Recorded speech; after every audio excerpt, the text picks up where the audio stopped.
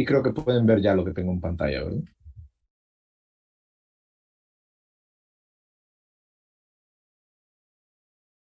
Hola, ¿se mira?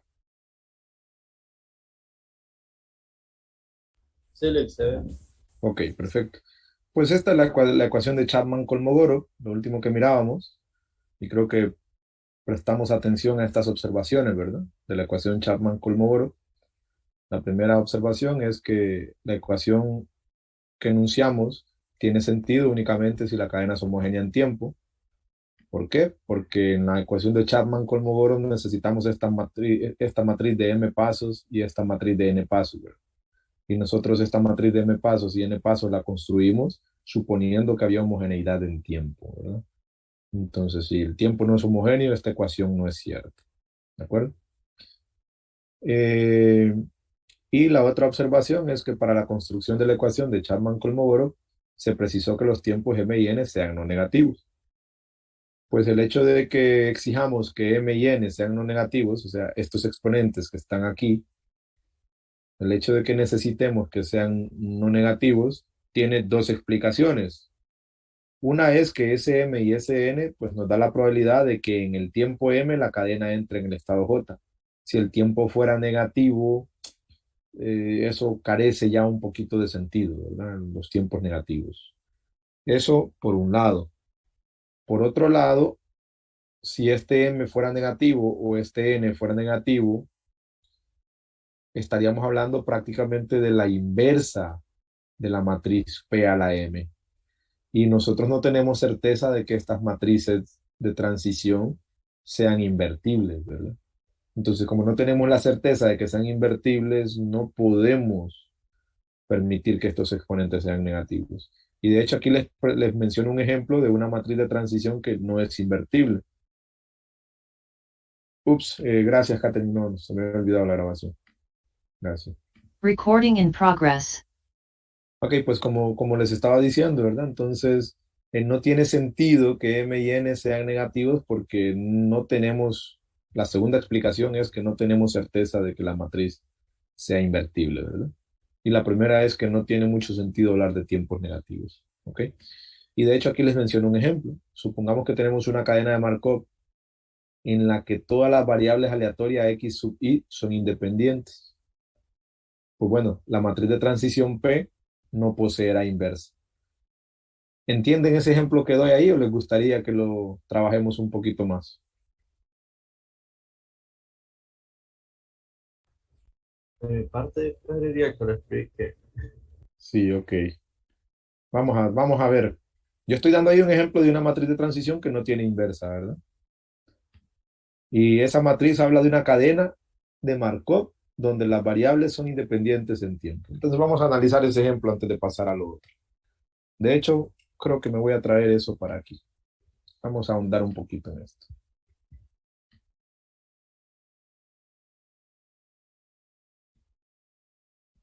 Ok.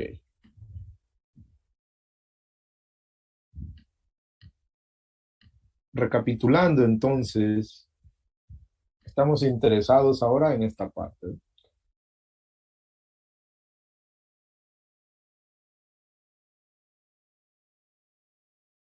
en esa parte.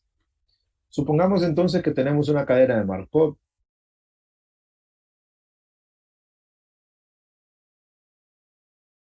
x sub 0, x sub 1 y así sucesivamente, donde es cierto, estas variables aleatorias son sucesivas, pero vamos a suponer que son independientes. ¿Qué significa que sean independientes? Bueno, pues que la probabilidad, vamos a ver,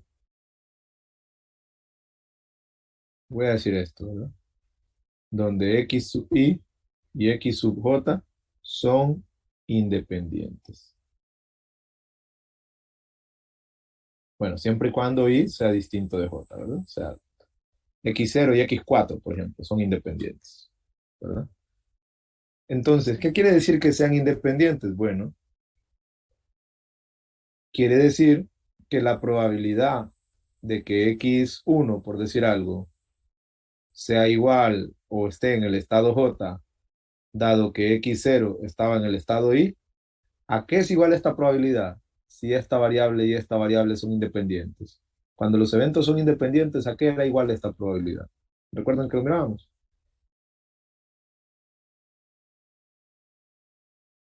Sería simplemente la probabilidad de que sea X1. O sea, esté en el estado J, ¿verdad? Correcto. En general, no solo para x1 y para x0 es cierto eso. En general, esto sería cierto siempre para cualquier xy. La probabilidad de que xy, voy a cambiar esa i para que no la confundamos con el estado, ¿verdad?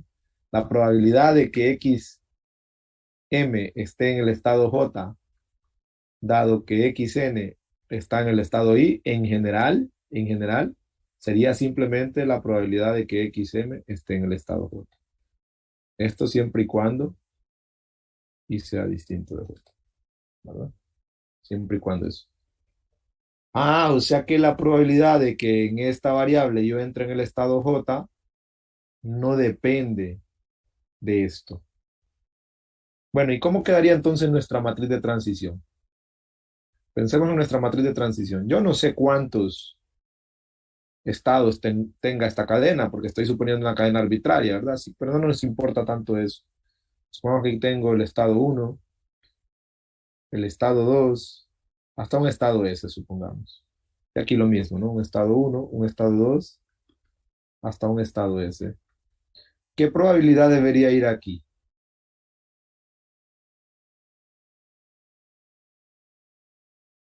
¿Cómo se entiende esa componente según las construcciones que nosotros hemos venido haciendo? La componente uno uno. ¿Cómo se entiende? En la matriz de transición de un paso.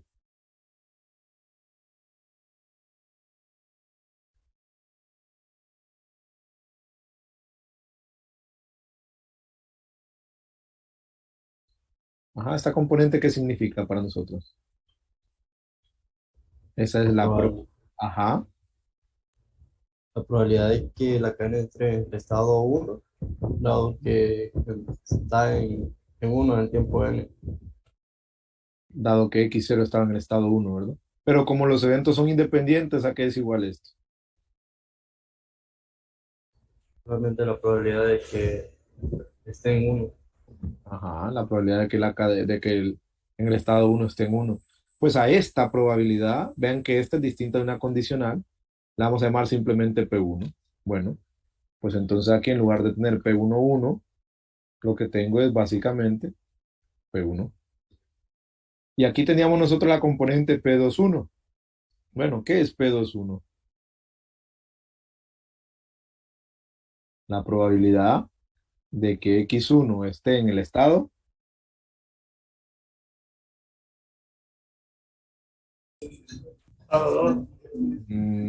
No, recuerden que este es el estado del que vengo y este es el estado al que voy. En el estado 1, La probabilidad de que X1 esté en el estado uno, dado que en el pasado estaba en el estado 2. 2, ¿verdad? Ah, pero como los eventos, las cadenas son independientes, ¿a qué es igual esto?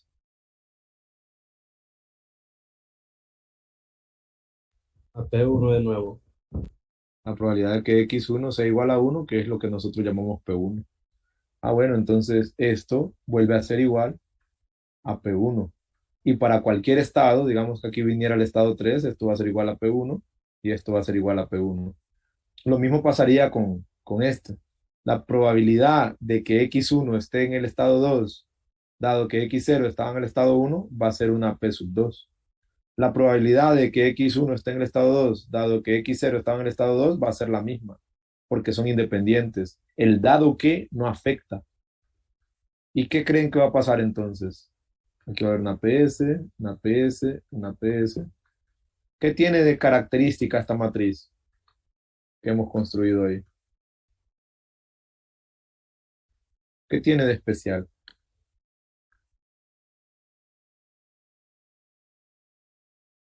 ¿Cómo son sus filas? Miremos sus filas.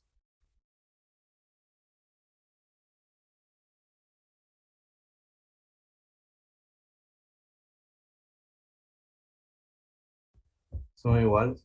Ah, las filas son iguales. Y si las filas son iguales, cuando una matriz tiene sus filas iguales, ¿a qué es igual el determinante de esa matriz? Cero, creo. Es cero el determinante de esa matriz. Eso significa que P es singular, ¿verdad? P es una matriz singular, que quiere decir que no tiene inversa, ¿verdad? Entonces, las cadenas de Markov, que son independientes, una sucesión de variables aleatorias independientes, pues en general van a ser cadenas no, matrices, van a generar matrices de transición que no tienen inversa, ¿verdad? A eso me refería con este ejemplo, ¿verdad? Esto muchas veces es lo que los libros dicen, ¿verdad? Es trivial, que es obvio, pero bueno, no es tan trivial, ¿verdad? Hay que hacer ahí el calculito, ¿verdad? Para ver que en efecto no todas las matrices estocásticas, en este caso las matrices de transición de Markov que estamos viendo, no todas van a tener inversa. Y ese es otro motivo por los cuales no tiene sentido hablar de exponentes negativos. Queda más claro ya, ¿verdad? Sí, Lin. Bien, perfecto. Pues entonces vamos a lo que nos interesa un poquito más hoy y es la distribución de probabilidad de la variable xn. Entonces, a mí me gusta hacer los paralelismos con ecuaciones diferenciales, ¿verdad? Porque realmente son dos enfoques distintos, ¿verdad? Pero que tienen muchas similitudes. Entonces digo aquí que en el enfoque determinista es común disponer de una ecuación diferencial sujeta a una condición inicial y con esos dos elementos, pues conocer explícitamente lo que ocurre en cada tiempo posterior. Por ejemplo, y creo que este fue uno de los ejemplos con los que yo comencé la clase, en el enfoque determinista, siempre, ¿verdad? El ejemplo más clásico de todos,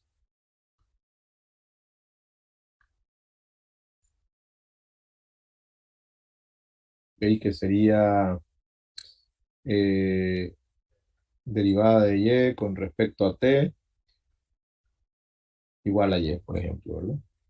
Sujeta a la condición inicial, ¿no? Y de 0 igual a 1, por decir algo. Bueno, pues nosotros ya sabemos que la solución de esto es,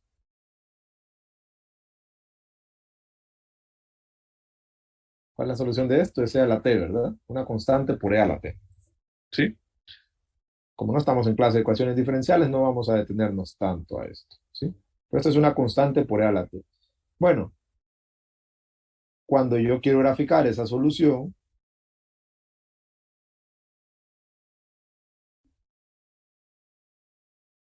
en realidad esa constante lo que hace es e a la t o e a la menos t, permítanme.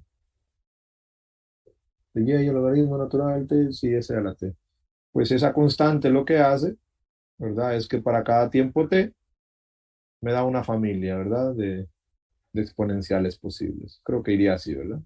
Estoy haciéndolo rápido, ¿sí? Bien, de manera que para algún tiempo t en particular, digamos t1, yo no sé si el comportamiento es este, o es este, o es este, porque no sé cuál de todas las soluciones de la familia de soluciones es la adecuada, ¿verdad? Entonces, irían cambiando un poquito los comportamientos para cada tiempo, ¿sí?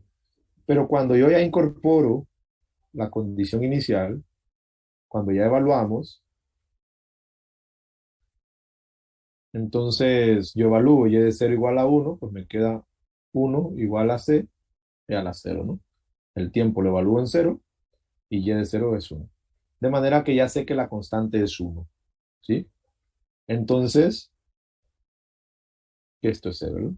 Entonces, mi función ya es simplemente e a la t. O sea, cuando yo introduzco la condición inicial lo que me ayuda es a establecer, digamos que es esta, cuál de las soluciones de la familia de soluciones es la que a mí me interesa.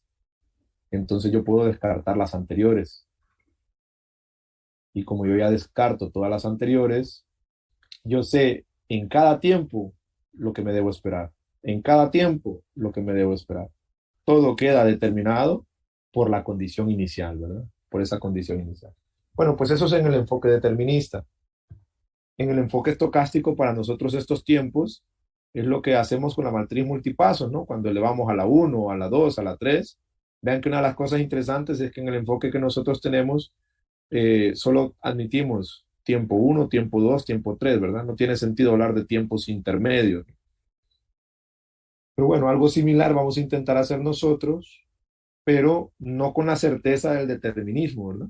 Sino con la incertidumbre que admiten las probabilidades, ¿no? O sea, nosotros vamos a hablar en términos de probabilidad. Entonces, en nuestro enfoque estocástico,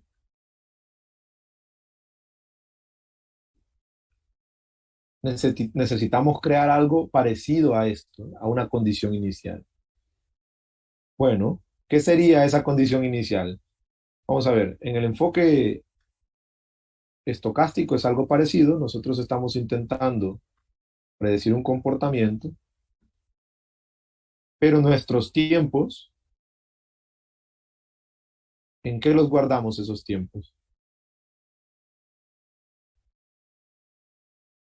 En variables aleatorias, ¿no? Lo que pasa en el tiempo uno viene dado por la variable x1. Lo que pasa en el tiempo 2 viene dado por la variable x2. Y así sucesivamente. Lo que pasa en el tiempo 5 viene dado por la variable aleatoria x5. Cada una de estas variables aleatorias tienen unos estados permitidos y la cadena, una simulación de la cadena en particular podría empezar en cierto estado, en el tiempo uno caer en este estado, en el tiempo 2 caer en este estado, en el tiempo 3 caer en este estado y en el tiempo 4 caer en este, ¿verdad? Entonces, lo que en el enfoque determinista viene dado por una función, aquí viene siendo, la verdad que estas líneas no las debería colocar, ¿verdad? Pero es para que se vea la órbita que puede ser una cadena. Estos espacios intermedios no tienen sentido, ¿verdad? Pero es para que se vea. Y yo podría repetir esa simulación exactamente con las mismas condiciones y posiblemente la cadena tenga otro comportamiento, ¿verdad? A estas sucesiones de valores que puede ir tomando la cadena para x1, para x2, para x3, para x4, yo les llamo órbitas. Pero bueno, lo que quiero que veamos ahorita, o sucesiones de eventos le llamo también, ¿verdad? Pero lo que quiero que veamos ahorita es quién sería nuestra condición inicial. En el enfoque determinista, nuestra condición inicial es lo que ocurre en el tiempo cero, normalmente. Aquí, ¿cuál sería nuestra condición inicial? Mientras ustedes piensan, yo voy a divertirme aquí creando posibles órbitas que se puedan dar, ¿verdad? Ajá. Es la matriz de transición de un paso, como La matriz de transición de un paso es la que me dice lo que puede ocurrir del tiempo uno al tiempo 2. O sea, esto de que en este caso yo pasé de aquí a aquí viene dado por la matriz de un paso. Lo que puede pasar de aquí a aquí viene dado por la matriz de un paso. Pero vean que la distribución inicial de la que yo hablo es la que me dice lo que pasa en el tiempo cero. ¿Quién guarda aquí lo que pasa en el tiempo cero?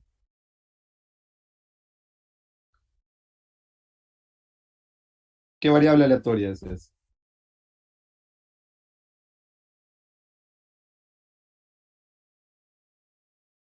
La variable aleatoria de x0.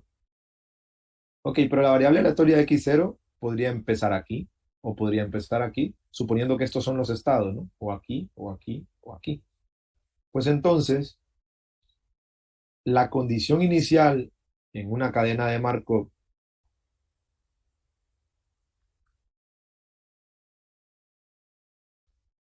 en lugar de venir dada por una certeza, como es en el enfoque determinista, viene dada en términos de probabilidades. ¿Cómo? Bueno, la condición inicial nosotros la vamos a llamar alfa, va a ser un vector, que va a tener componentes alfa 1, alfa 2, hasta alfa n, ¿sí? Donde Sn va a ser la cantidad de estados. O sea, en el modelo del clima tendríamos 3 estados, ¿verdad? En el modelo del juego de la ruina, con 10 estados, pues tendríamos 10 estados, valga la redundancia. Pero ¿qué va a ser para nosotros alfa 1? Pues alfa 1 va a ser la probabilidad de que la cadena en el tiempo cero entre en el estado 1. ¿Quién creen que va a ser alfa 2?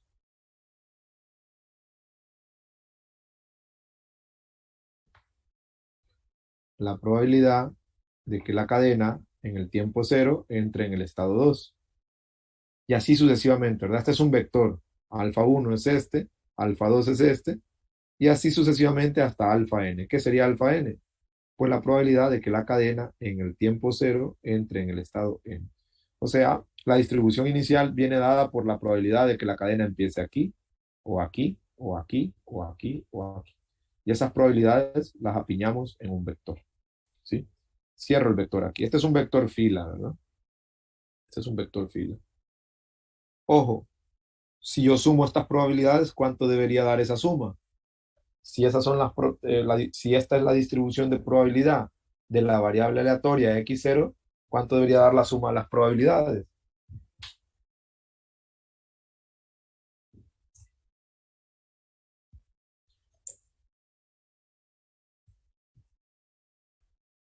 Tendría que ser uno.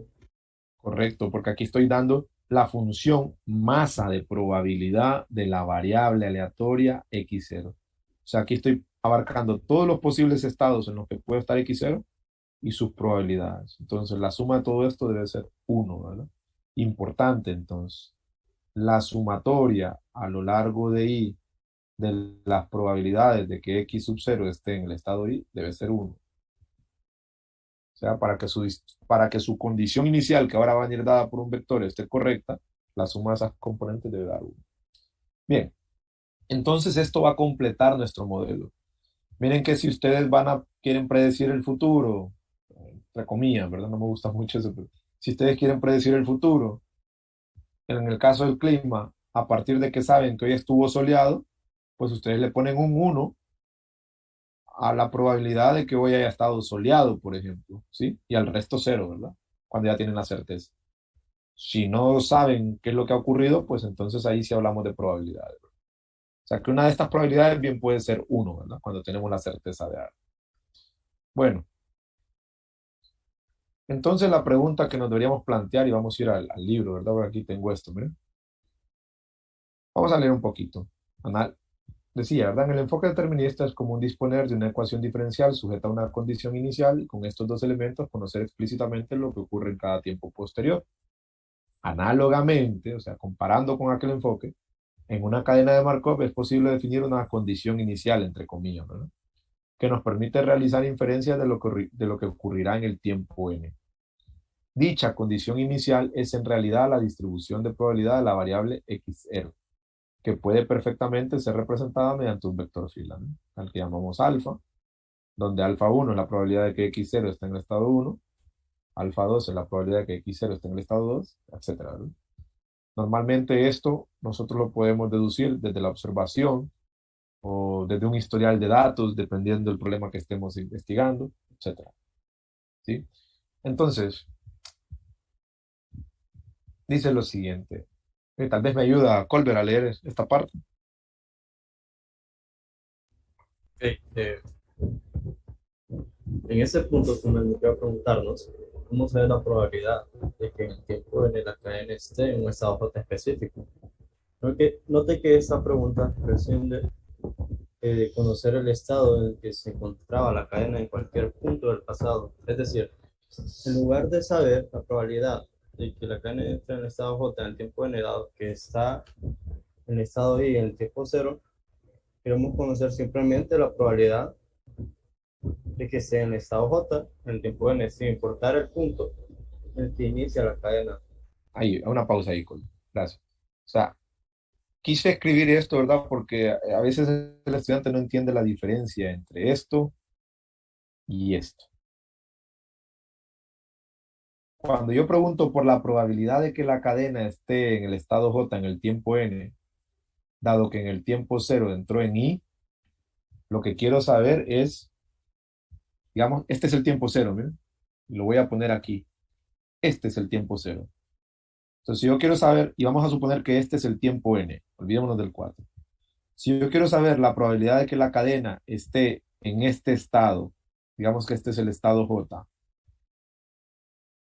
dado que empezó en el estado I, básicamente Lo que yo quiero saber es la probabilidad de que llegue aquí, dado que empezó aquí. Esa es una probabilidad. Que esa es la probabilidad que guardamos en las matrices de transición de n pasos, las condicionales.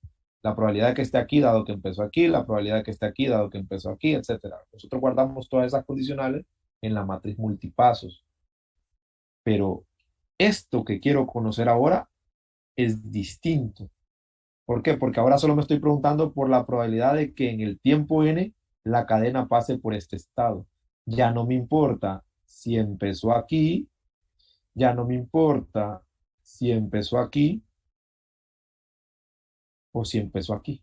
Entonces, esta probabilidad de que en el tiempo n pase por el estado j debe ser más grande, ¿verdad? Que la condicional que guardamos en la matriz multipaso, ¿verdad? Porque ya en esta probabilidad no me interesa dónde comenzó la cadena. Yo creo que eso es importante que hagamos énfasis, ¿verdad? La diferencia que hay entre esto y esto que tenemos acá. ¿Se entiende esa diferencia? Ups, ¿qué hice?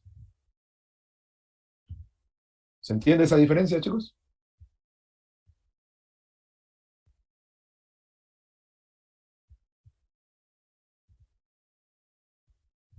Hola,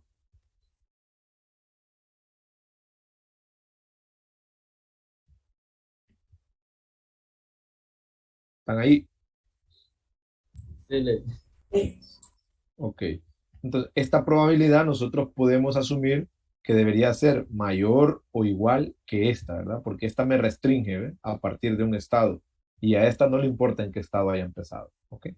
Entonces, bueno, vamos a analizar esa construcción. Ustedes pueden leer esto detenidamente después, ¿verdad? Lo que sí es importante es que aquí aclaro, miren, la respuesta a la cuestión anterior recae en la ley de probabilidad total que vimos hace poco. No sé si recuerdan la ley de probabilidad total. La ley de probabilidad total nos decía, tenemos un espacio, tenemos un evento y tenemos una partición. Pues si yo quiero calcular la probabilidad de A, la puedo calcular a partir de estos fragmentos, ¿verdad? Y nosotros hacíamos una construcción y al final decíamos que la probabilidad de A es la sumatoria a lo largo de todos estos fragmentos. Este es el fragmento I igual a 1, este es el fragmento I igual a 2. Bueno, a lo largo de todos esos fragmentos de la probabilidad de A dado B sub, perdón, sí, sí. Ahora este va a ser el fragmento B1, este va a ser el fragmento B2 y este es el evento. Pues de la probabilidad de A dado B sub I por la probabilidad de B sub I. En su momento yo puse B aquí y A aquí, pero bueno, no importa. En este caso los B son los elementos particionantes y A pues es el evento, ¿no?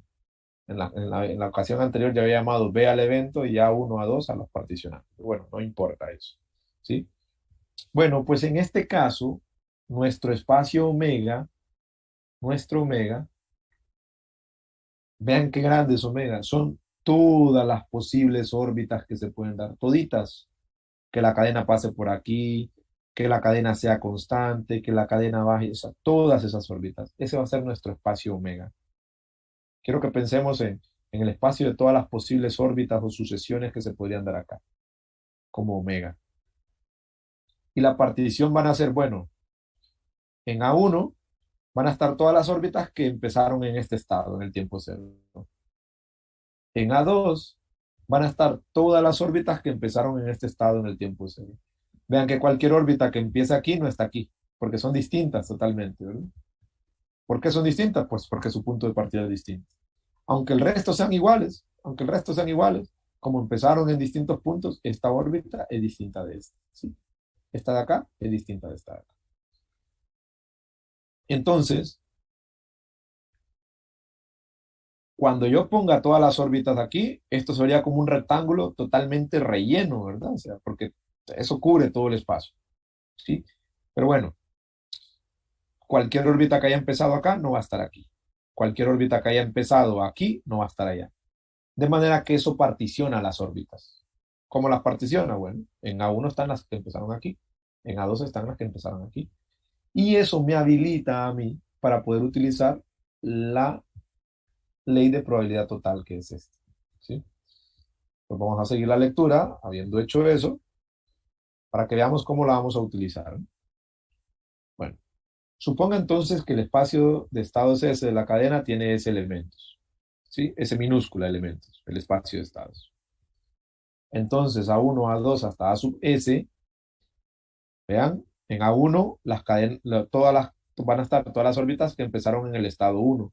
En A2, todas las órbitas que empezaron en el estado 2. Y hasta AS, porque aquí van a estar todas las órbitas que estuvieron en el estado S. Y no puedo pasarme de ahí porque en S mayúscula solo hay S minúscula elementos, ¿sí? Donde A sub I, pues es eso que acabo de decir, ¿no? Representa el conjunto de todas aquellas órbitas o sucesiones de eventos que iniciaron en el estado I. Eso es una partición del conjunto de resultados posibles que podría arrojar la cadena, conjunto de todas las órbitas. Bueno, entonces por la ley de probabilidad total, la probabilidad de que xn sea igual a j, o sea, el evento va a ser que en el tiempo n las cadenas pasen por aquí, y eso es un evento porque es un subconjunto de las órbitas. No todas las órbitas pasan por aquí, pero las que pasen por aquí van a estar en el evento al que yo llamé A, las que pasen por aquí, ¿no? Entonces, la probabilidad de este evento es la sumatoria de las probabilidades condicionales, ¿ve? De que xn sea igual a j, dado a sub i por la probabilidad de a sub i. Aquí estoy enunciando la ley de la probabilidad total. Donde a sub i, ¿qué es? Bueno, que la cadena haya empezado en el estado i. Entonces sustituyo a sub i por el hecho de que la cadena haya empezado en el estado a sub i. Aquí también. Ah, bueno. ¿Y esta probabilidad dónde se guarda, chicos? Quiero resaltarla. Esta probabilidad que está aquí, ¿dónde la guardamos nosotros? La matriz de transición de n pasos. En la matriz de transición de n pasos, correcto. Esta es la componente IJ de la matriz de transición de n pasos.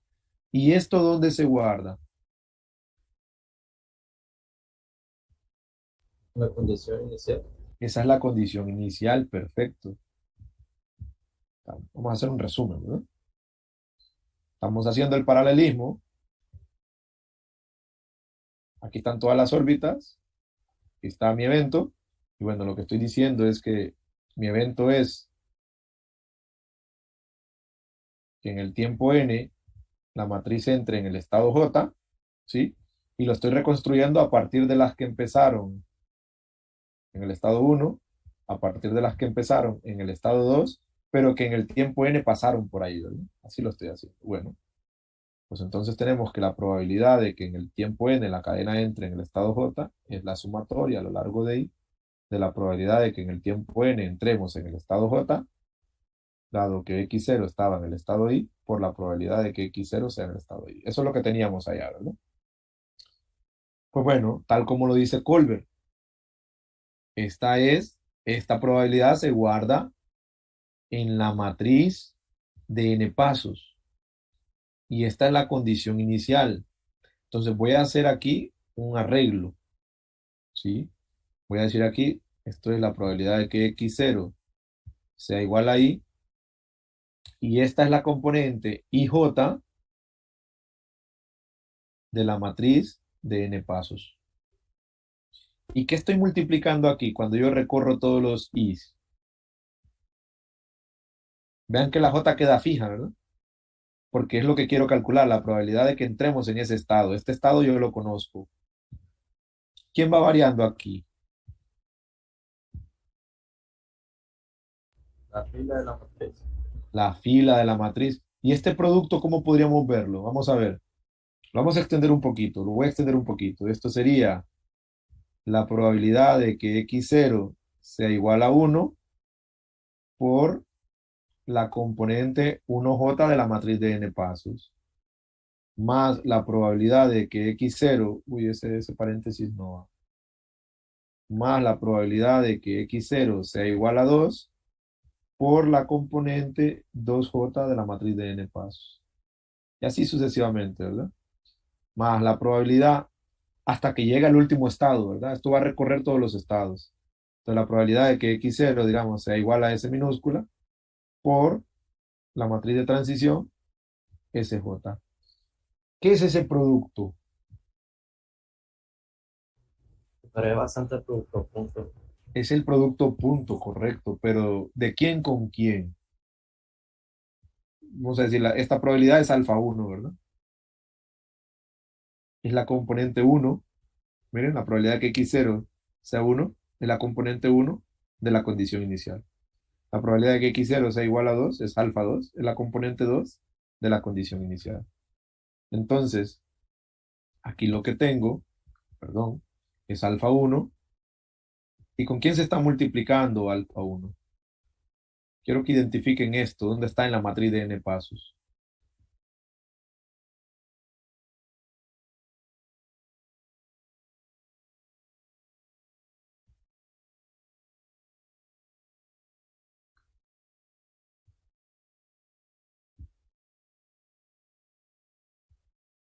Más alfa S, ¿verdad? Son S estados. ¿Qué es lo que permanece fijo aquí? La columna de la matriz. Permanece fija la columna y estoy recorriendo todas las filas.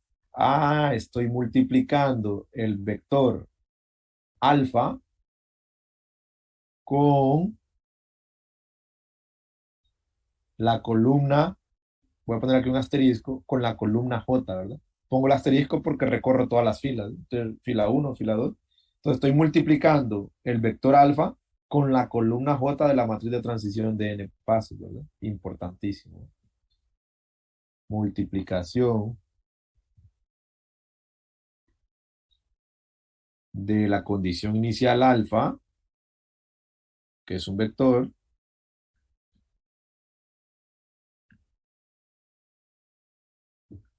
con la columna J de la matriz de transición de n pasos, ¿verdad? De la matriz de transición de n pasos. Ah, pues si yo quiero saber la probabilidad de que en el tiempo 5, voy a plantearlo y esta me la responden ustedes. ¿Cómo saber la probabilidad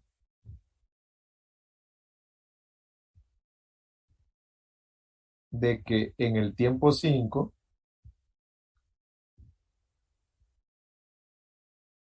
la matriz entre en el estado? Esta pregunta es de calentamiento, ¿verdad? Porque no sabemos qué fenómeno es, no sabemos nada. Entre en el estado 4, digamos. ¿Cómo podemos saber eso?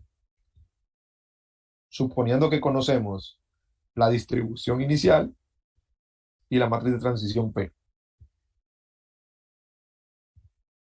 Suponiendo que conocemos esto ya.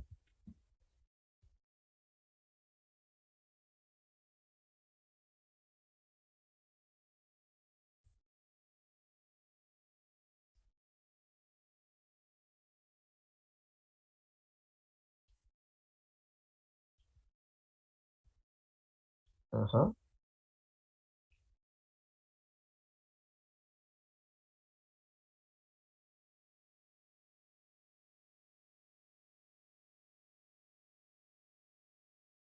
Vamos a ver, si yo quiero saber la probabilidad de que en el tiempo 5 la matriz entre en el estado 4, lo que quiero saber es la probabilidad de que x5 sea igual a 4. Miren, no me importa dónde empieza, ¿eh?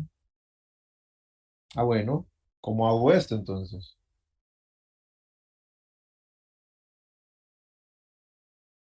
Tendría que multiplicar este vector alfa por quién? La matriz de 5 pasos. Por la matriz de 5 pasos, pero de esa matriz de 5 pasos no me van a interesar todas las componentes que van a quedar. ¿Quién me va a interesar nada más? La columna 4. Me va a interesar únicamente la columna 4, ¿verdad? La columna 4, correcto. ¿Sí? Es más, este es un vector fila, ¿no? Alfa es un vector fila, o sea, una fila S columnas. P es una matriz de S filas y S columnas. Cuando yo multiplico eso, ¿qué es lo que obtengo?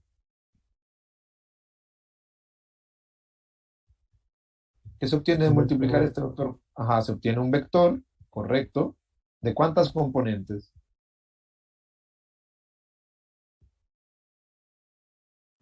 de ese componentes. De S componentes, pero es un vector fila, ¿eh? Una fila S columnas. Obtengo un vector de una fila y S columna. Pues al hacer este producto, lo que voy a obtener es un vector. Y de ese vector, lo que me va a interesar a mí es la cuarta componente. Más aún, la primer componente me va a dar la probabilidad de que x5 esté en el estado 1, la segunda componente me va a dar la probabilidad de que x5 esté en el estado 2, o sea, con el álgebra matricial calculo todas las probabilidades de un solo, ¿verdad? De un solo. Esta pregunta era de calentamiento, ¿verdad? Esta era de calentamiento. Ok, se entiende, ¿verdad? Esta es teóricamente lo que vamos a hacer, ¿sí? Y lo que tenemos aquí es la construcción de por qué lo vamos a hacer así, ¿verdad? Una construcción, pues, sencillita, bonita, si no sabemos la ley de probabilidad total. Ok, pues esto lo tenemos aquí en un teorema, ¿sí? Miren, bueno, de la ecuación anterior es posible concluir, nos dice aquí que la probabilidad de que xn entre en el estado j es la componente j del vector fila obtenido al multiplicar la distribución inicial alfa con la matriz de transición Pn. O sea, al multiplicar alfa con Pn, yo obtengo un vector y la probabilidad de que entre en el estado j sería la componente j de ese vector, que es lo que les acabo de decir. Y eso es un teorema. Básicamente lo que hemos construido aquí es la demostración de este teorema. Sea x0, x1, x2, una cadena de Markov homogénea en tiempo con matriz de transición P y distribución inicial alfa, entonces, para cualquier tiempo n mayor o igual que cero, la distribución de la variable aleatoria xn, o sea, las probabilidades de cada cosa que puede ocurrir en xn, es este producto, ¿sí? Que viene dado en un vector, ¿verdad? Este es, esta clase es bien bonita porque conecta la estadística, bueno, la teoría de probabilidades con el álgebra lineal, ¿verdad? Esto es una belleza, pero estos calculitos con sumatorias hay que tenerles cuidado a veces, ¿verdad? Bueno, no sé si tienen alguna pregunta hasta aquí.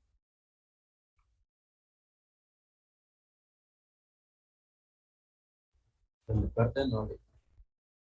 Perfecto. Pues este es el último tema de la primera unidad y mañana lo que vamos a hacer es algunos ejemplos, ¿verdad? De cómo usar estos últimos resultados, ¿sí? Importante que tengan clara la diferencia entre esta probabilidad a secas y las probabilidades condicionales que se guardan en las matrices de n-pasos. Que eso es importantísimo. Bueno, pues si no hay preguntas, nos quedamos hasta ahí y nos vemos mañana, ¿no? Hasta luego.